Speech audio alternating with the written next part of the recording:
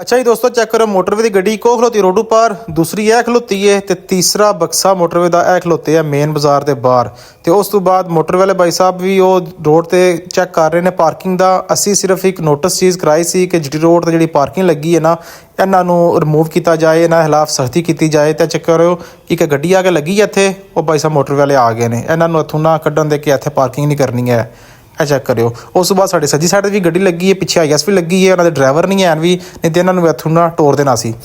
Check करो उत्थे भी गड्डी लगी, उत्थे भी नाल मोटर वाले बाइक खलोते ने, तो यह गड्डी इत्थों भाई साहब जो लैके जा रहे हैं।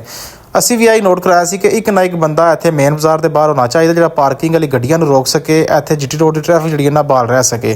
तो उस तो बाद मेन बाजार के बाहर भी भाई साहब खड़े ने। चेक करो मोटरसाइकिल वाले जा रहे हैं, इत्थों रंग साइड सारे जाते हैं, वो भाई कह रहे हैं कि इधर नहीं जाना, दूसरी साइड सीधे रस्ते तो होके जाओ। नाल खलोते ने सारी मोटर वाली गड्डियां भी।